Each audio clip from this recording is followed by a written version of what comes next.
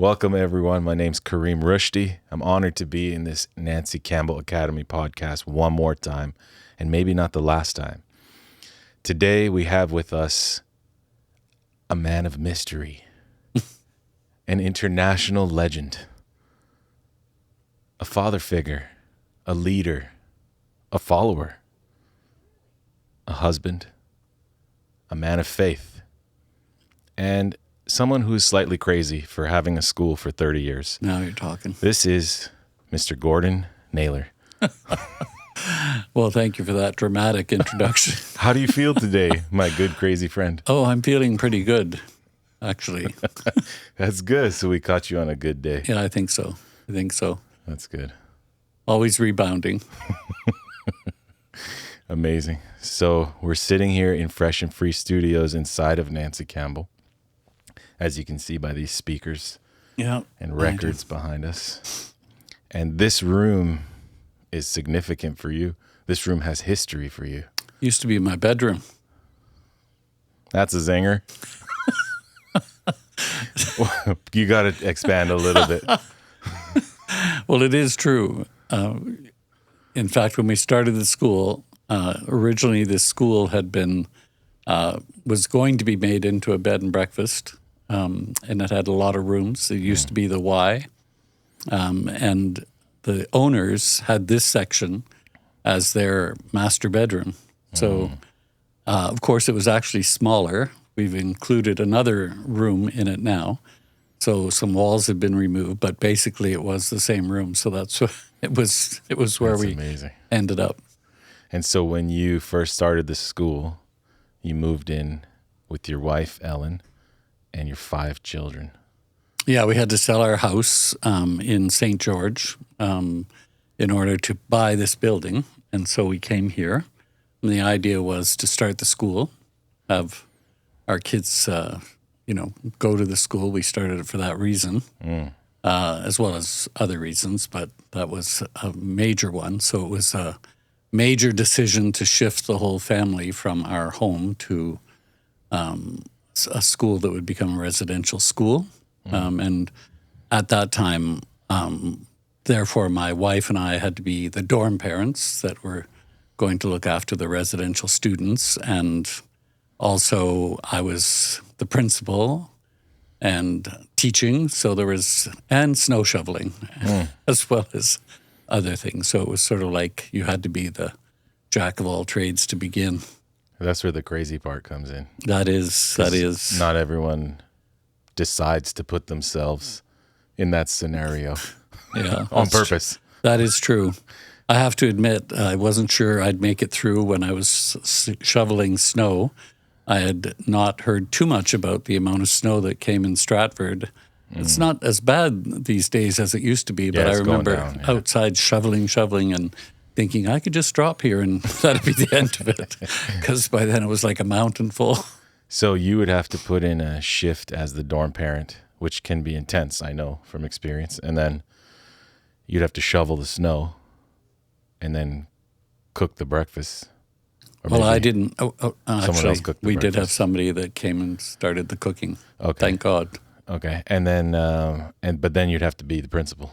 Yes, indeed, and the teacher. And I had to pretend that what happened last night was not going to interfere with this fresh new day at school, even though I might have known some of these kids that had kept us up. Right. Anyway, It was quite a learning experience. Yeah. In compartmentalizing, as well as being able to shift focus as we shift jobs. Yeah. That sounds probably to most people who may watch this and listen to you say that, it sounds like almost a dumb decision to make. Like, why would you put yourself in a position to have to do all those things? So maybe you can tell us a bit about why you decided to start this school. You did say, it had to do with your kids and all that, but, I'm sure there was a consultation between you and your wife, Ellen, about, this move you were making and why you should do it, or why it's important, or is it worth all the work it's going to be?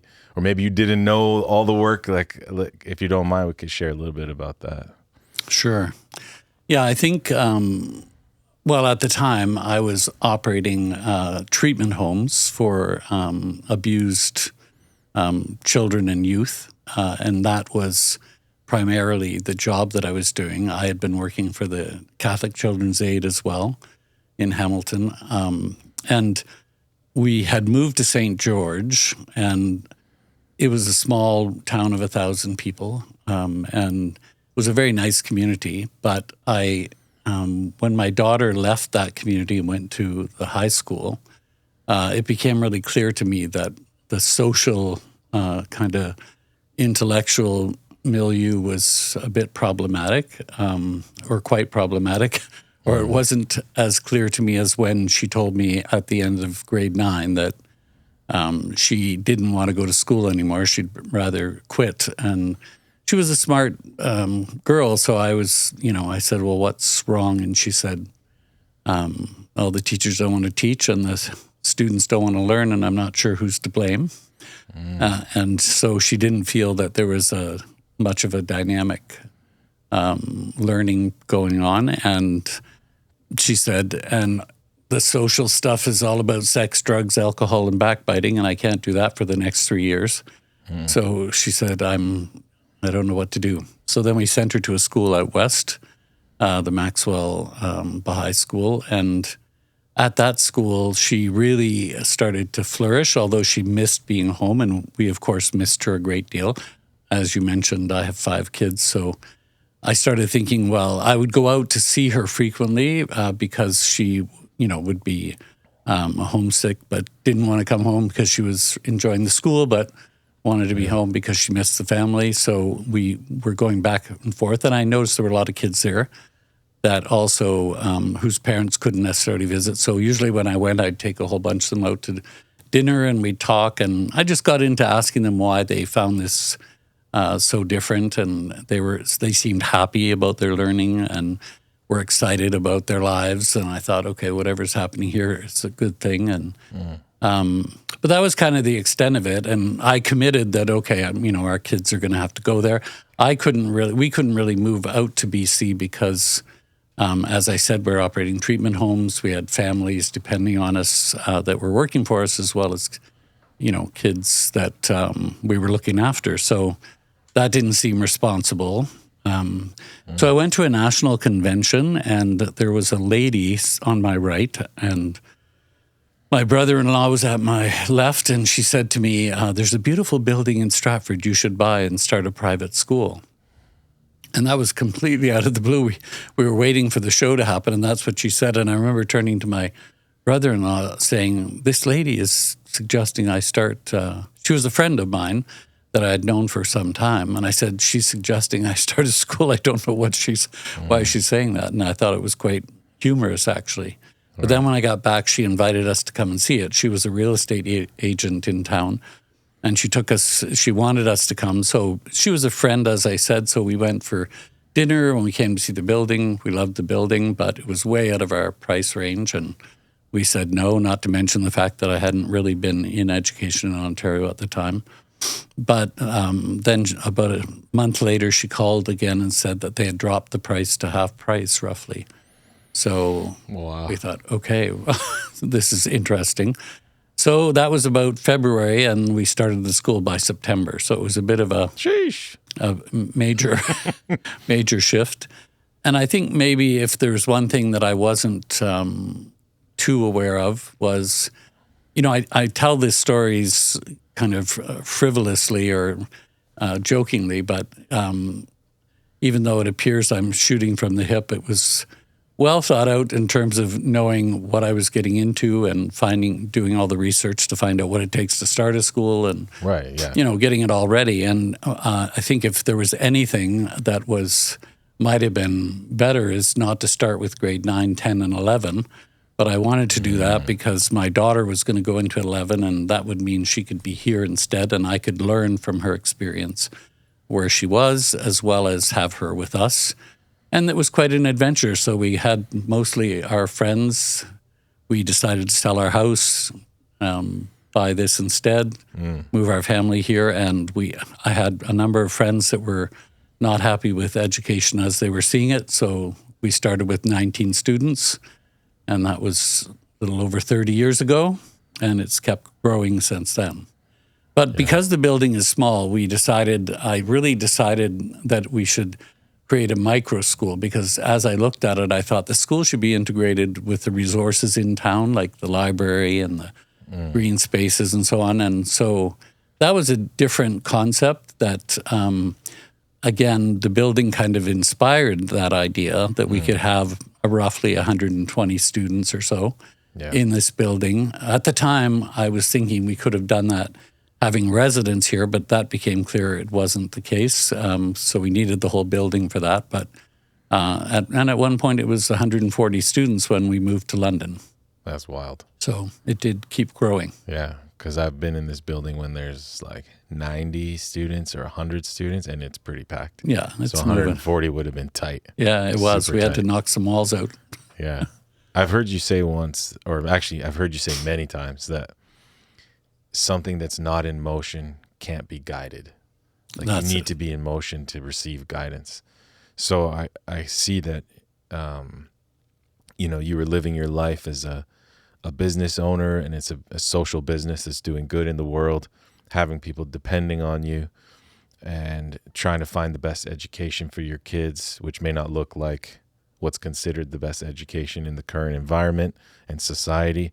So really you're thinking deeply about this, but then an opportunity arises, and since you've already given deep thought, you're able to quickly think a little deeper into the details of the opportunity, and then you're able to act quickly. And that's something I've always admired about you, is that you do act very quickly, and for some people it's shockingly fast. But you're not shooting from the hip. I know that, because I can ask you about anything that you're doing and you know all the details of it, even if I may not even see you at the thing all the time. It's really fascinating to me that you know everybody's name, you know all the details. You might know about, that this kid's going through that, and this person is going through this, and this person. Thank you. So it's how do you find that sort of balance between being prepared enough to make a decision to take a plunge into something versus being ready to take action? Because I find that a lot of people in my generation, and the next generation especially, is a little bit frozen or stuck, and they find it really hard to do almost anything, and so whereas you're a great example, a great leader in taking action, but sometimes you can take action, too soon, or sometimes you can spend too much time planning and never take action and just have inaction, and something that isn't moving forward is falling behind. So how do you prepare yourself, or how do you create the mental condition, I would say, or the inner architecture to be ready for moments like that? That's a good question. I think that people like to believe that we could know everything that we need to know to be successful at something.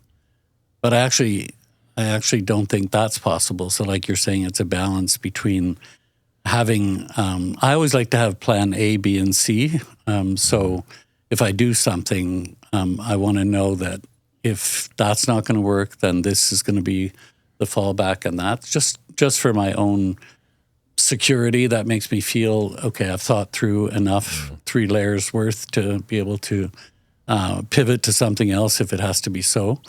So being flexible, I think, is part of it. Having a clear eye on what your goal is, even if that goal has never been done, but to know, to see the end in the beginning, to know what it is you're trying to achieve.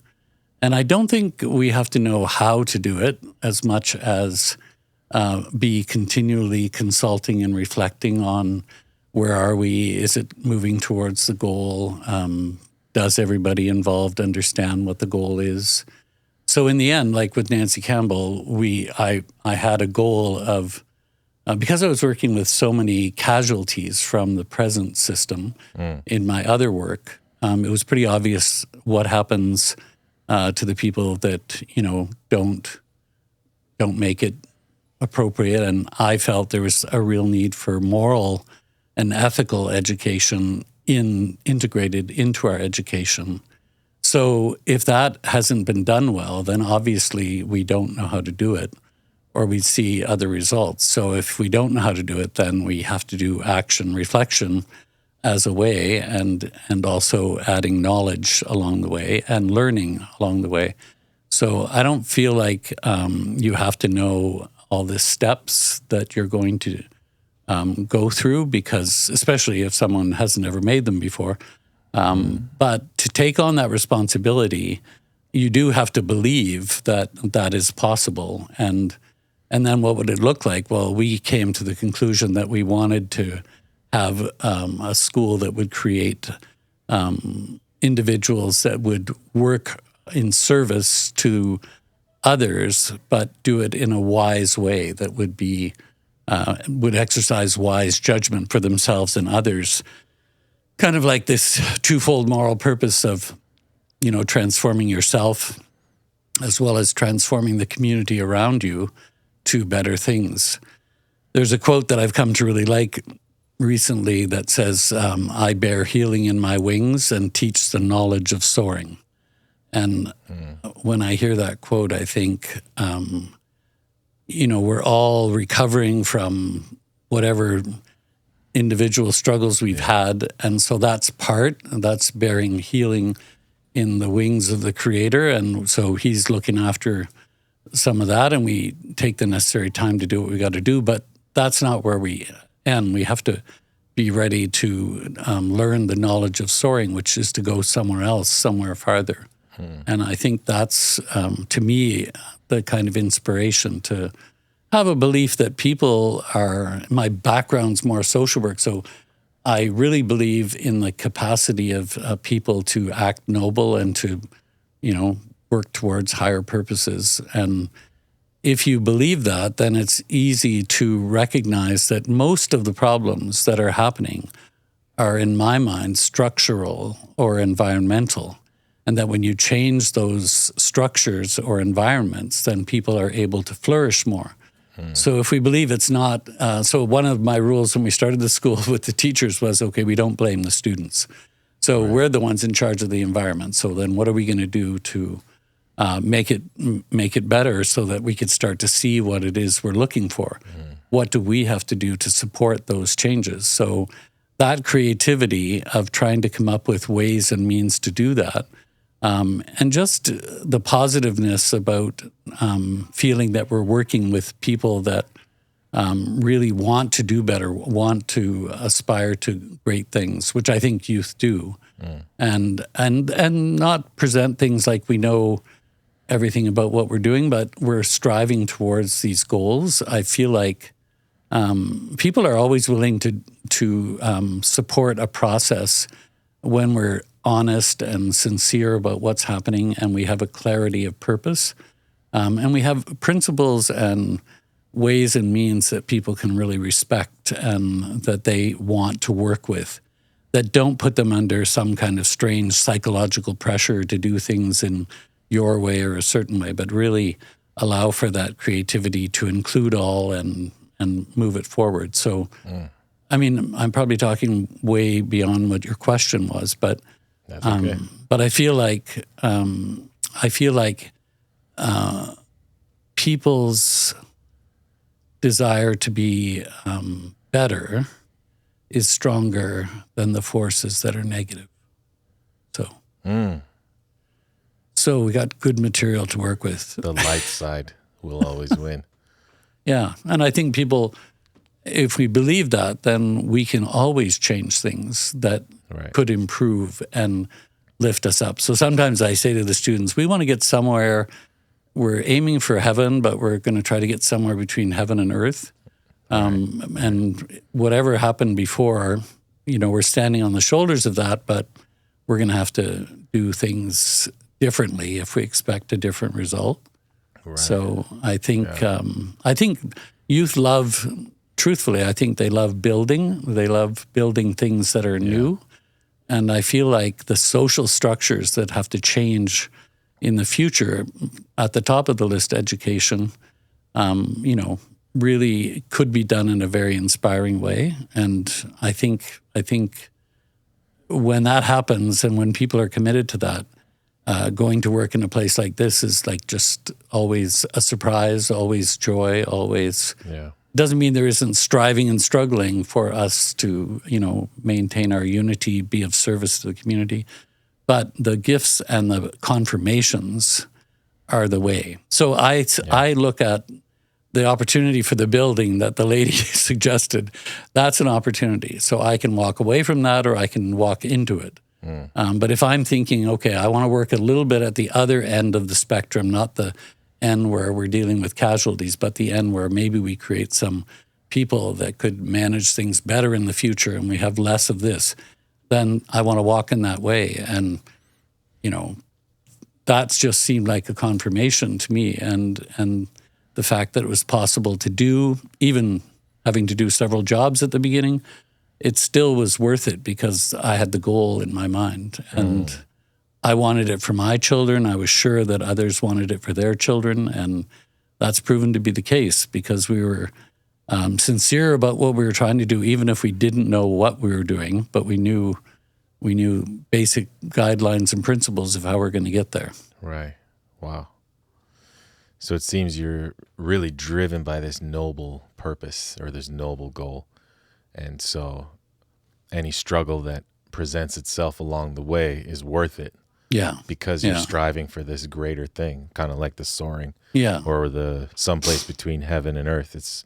You're looking forward and you're looking up. Right? And so something that's trying to pull you down, you're just going to try and shake it off because you know that you're headed that way. Yeah. But how to get that way is a question mark, right? So it's not like you can just turn on the GPS and then sit back and drive. Yeah. You're almost like those Google cars that are creating the GPS, system. Yeah, and relying on resources of people, like people are the best resource. And if I don't know how I'm going to do something, I start having a conversation with people and you never know where you're going to get the ideas that you need. And you never know who's going to offer them, but you know that because people have that inherent goodness. And, in the Baha'i faith, it talks about, consultation turns conjecture into certitude. So I might have some ideas, but until I really consult it out with people in the environment that I know are interested or out of the environment, sometimes you find that advice in the strangest of places, but you end up talking to people and really recognizing that there's lots of ways to receive guidance if you're in motion. I think that's where you get the confirmations you need if that is supposed to happen that way, or you get guidance that maybe turns you around a little bit. But still, I feel like that's a great tool that allows us to get past the places you might get stuck when you realize it's not. Like, I don't think that this is a school made by me. I think it's a school that everyone has made, and they've put in so many hours of sacrifice and consultation, and they continue to do that. And the spirit of, love and care that they want to help all the students have, all the staff, like it's an amazing thing to be part of. Yeah, I do. And the interesting thing is, I totally agree with you from being in it, However, you could be the one to stop it all. You could shut it down. And when COVID-19 happened, I thought for sure Mr. Naylor's going to say, this is, because it's kind of an opportunity to close a chapter, and I actually sincerely thought, and I wasn't mad about it or anything. I would have had to find a job and, figure out my life. But I thought if there was ever a time for Mr. Naylor to shut down the school, this would be it. And everyone would understand. Like, oh, COVID-19, it's so hard. Everyone had to go home anyways. Okay, we're going to just say the school was a great project for 20-something years and it's over. But then I came to that staff meeting on Zoom and you said, we're going to get everybody virtual reality goggles and everyone's, we're all going to get into, was that Minecraft for education? Okay, let's go. And then we got to switch away from Google because it doesn't work in China. you know, and we need to be inclusive for everyone. And I was thinking, this guy is literally crazy. Like, you could have shut the school down and it would have been easier, way easier. So I've always been curious, like, why would you keep the school open? Like, on a personal level, all that stuff you said is great and beautiful and honestly so inspiring. And I think people can just rewatch what you just said a million times and take notes for their own personal lives, and they'll get so much out of it. But in your heart of hearts, like, why keep the school open? Because I know that's only one opportunity you had, but there would be other. I don't mean opportunity, I mean one moment. And I know there's been other moments where it would have been easier to shut this place down rather than keep it going. So, like, what keeps you going and why with this school? Well, you made me think of two things. One is I'm not really a business person, and I'm more of a social work educator. So the business side of running the school has been probably my greatest challenge. And very often, if there's a time that I'd want to shut it down, you know, my prayer to God would be like, okay, you picked me to do this. You should have picked somebody else, you know, but that also kind of gave me confidence that help would come from somewhere else because I knew what I had to offer.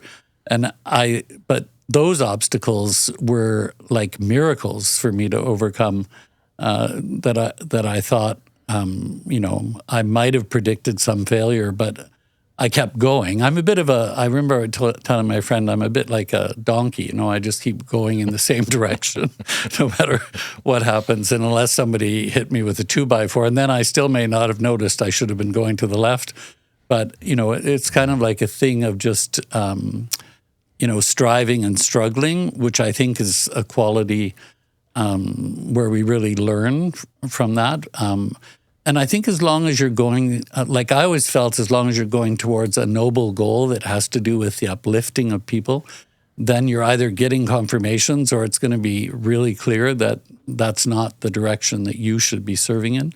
So I never felt, actually COVID to me was not even a question. Like I didn't think, other than thinking, you know, I hope the ministry can keep up with what's going to happen, because at the time they weren't even really into e-learning, and you know, and I just was thinking about the students that we had and how much this meant to them and how they wanted to be part of it. The big thing for me was, how were we going to create a true experience of being at Nancy Campbell Academy with them being in their homes, not being able to talk to anybody. And so, you know, we did artist things, you know, like creating music and art and sending it in. We continued to do our showcases and all these things that we did.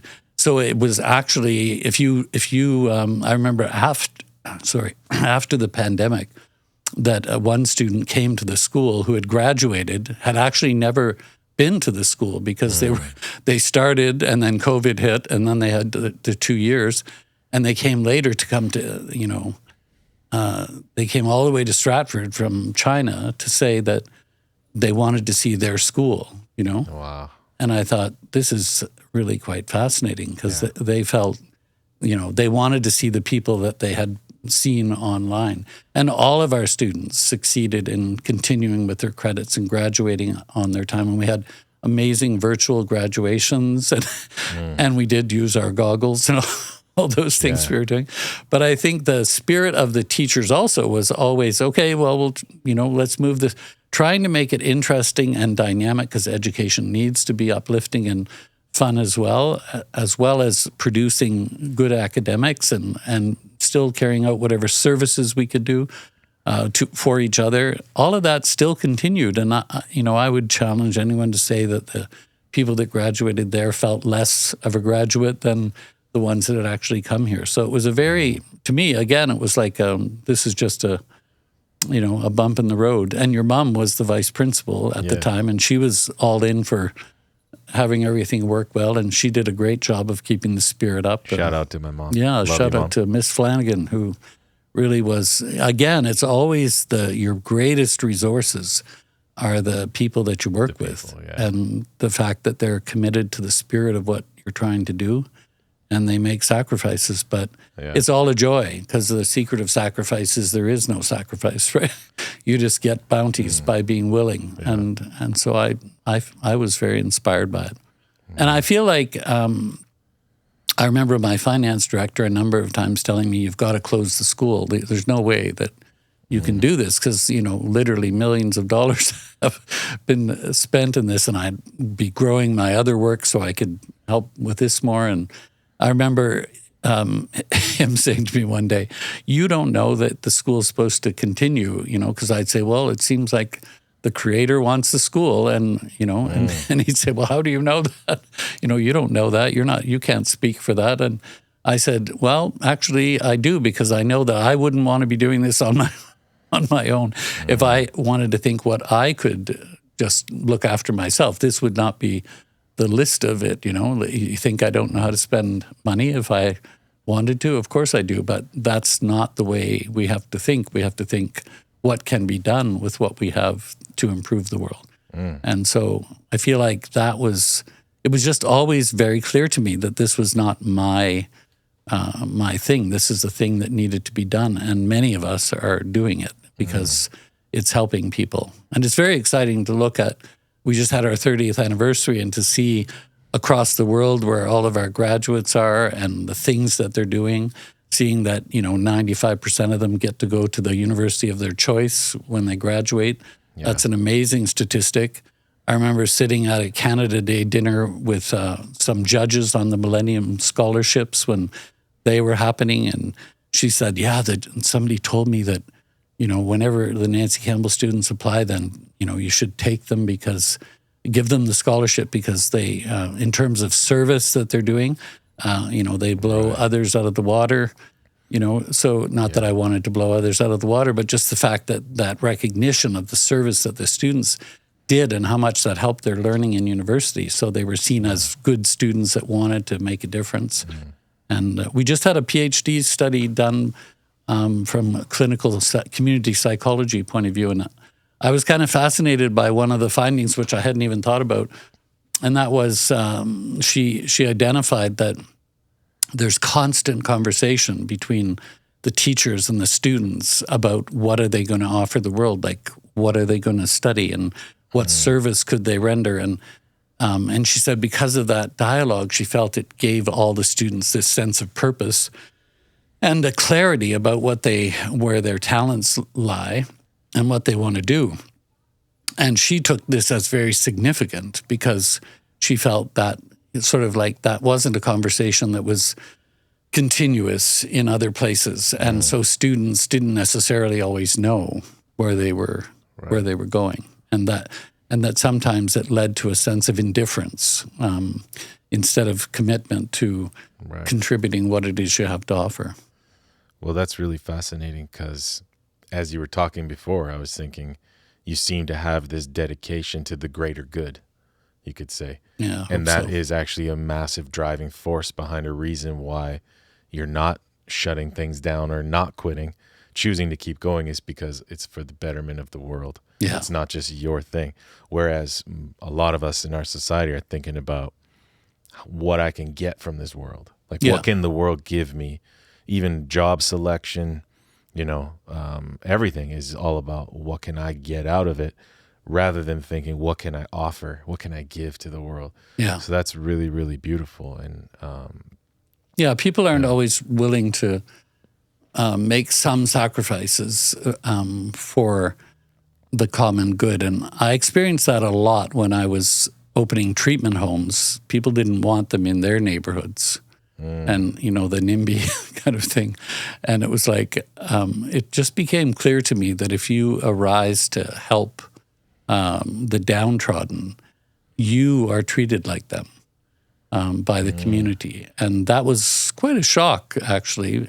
I was quite shocked at how far people would go to prevent things from happening that they didn't want near them for whatever reasons. Right. And that happened with the school in Stratford as well at a certain point. But then there was many more people who valued what was happening and gave feedback about that, which I always pass on to the students. So, you're always going to get opposition and you're always going to get people misinterpreting your motives or maligning your objectives. And So it really strengthens you to make sure you have clarity of purpose, and you purify your own motives of intentions that Right. are inappropriate. And ultimately, I believe I answer to the Creator, not to anyone else. And I hope that others can respect that. They may not understand why you're doing what you're doing, but we have to hope that people are doing it for the right reasons. Yeah. So we could talk for probably 2 weeks straight and just go forever. But I was thinking maybe we could end with your hopes and dreams for the school's next 30 years. Oh, okay. We're on the cusp of closing the first 30, and it looks like you're never going to quit. And even when you pass on, I'm sure you'll be making sure that it stays open. If I can help. So, yeah, just what's your heart's desire? Not like the stuff, oh, maybe we'll have yada, yada, yada. Just like in your heart, what is it really that your hope is for the school for the next 30 years? Well, even now we're refining quite a bit the curriculum we offer this series of courses, world citizenship courses, where we're really striving to integrate service and purpose. So increasing the quality and the coherence of what we're doing here with what needs to be done in the world. So the quality of what we're doing here always must keep rising, because we're learning so much from trying to serve the community and learning how they want to be served, and not that we're doing it like we're not a savior to somebody, but when I say serve with them to improve the condition, like we believe that we can make a difference in our area for uplifting and balancing the spiritual and material well-being of people, so that we can improve, civilization where we are and the qualities, and deal with some of the problems. So that's a lot of learning in action, which to me, one of the big academic problems is the separating of learning from action. And I think it always has to be, taking some action, learning from that, and refining it. So that's the internal and I hope we just keep always doing that better and better, and striving for excellence in it. And then the second part is the increasing the number of schools. I think micro schools are great, because the micro school is at the level of a neighborhood. You could have 100 students or 120 students. You don't have big infrastructure. There's no pedagogical reason to have a larger number. Right. The resources are now available, like library, et cetera. You can integrate into the community. These are really exciting things to think about, how education would be a much more natural process, reflecting on the well-being of the community and uplifting the community. So I would see increasing the number of schools, because it's not such a big thing, having done it, of creating a school of 100 and 120 students. But when I start thinking about 3,000 or 2,000, and then looking, it's a different story. So I hope this model of, micro schools continues to flourish. And like this morning, I got a call from somebody in Bahamas whose daughter's in Ethiopia, and she wants us to come there and start a school there. And somebody else is coming from BC that wants to start a school out in Nanaimo. So I think that there are people now rising up that can see that things can be different, and they're getting people, with them that want to make the difference in their community. And rather than looking at our differences, what's exciting to me is you could have Christians, Muslims, Jews, Baha'is, atheists working together to build a stronger community.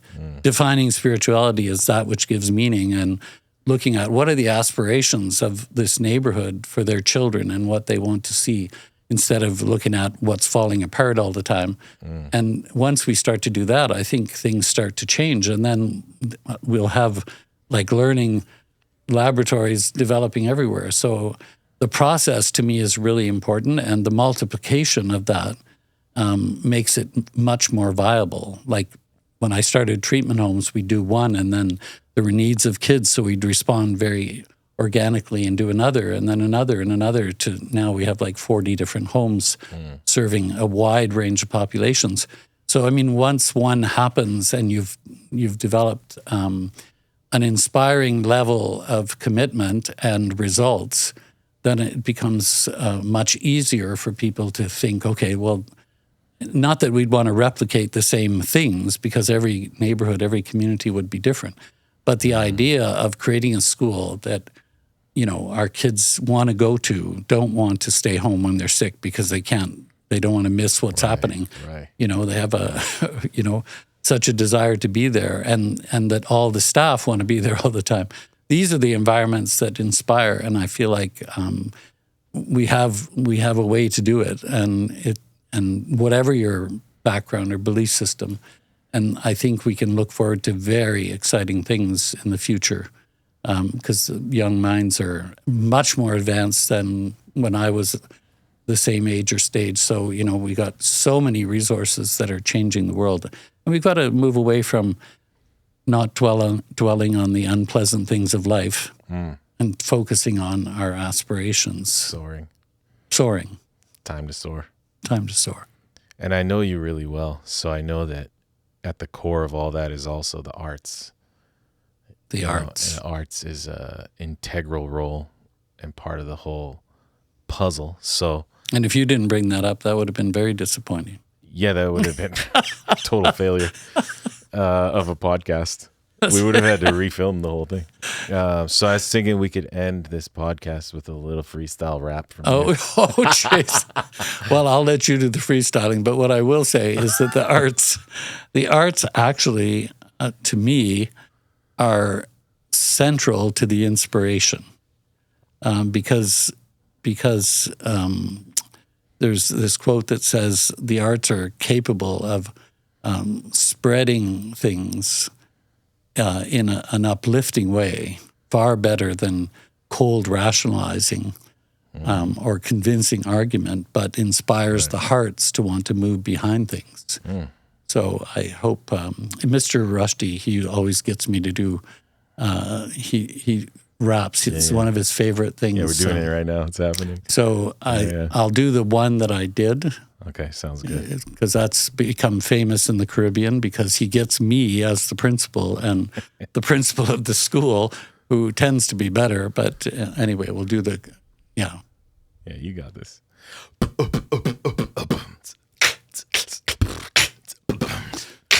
Coconut water, good for your daughter.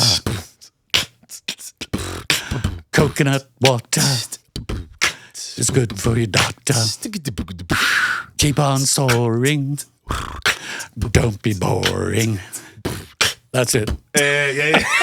Quit while you're ahead. Yeah, that's right. Yeah, it worked. Stop. Don't go too far. Know your limits. Don't quit. Don't quit. Keep it going. Keep it going. That was the main message. I added another verse there. Yeah, it was amazing. That was actually freestyle. It was amazing.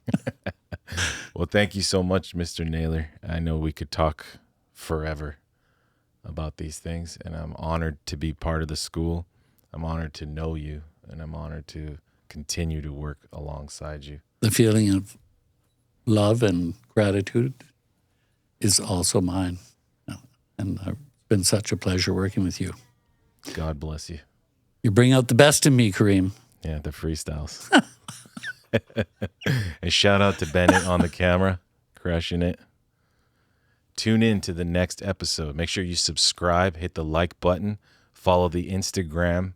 And in this podcast, you'll be getting inside stories about Nancy Campbell and the whole community, and different parts of what this school is doing or trying to do, or as Mr. Naylor said, learning through action.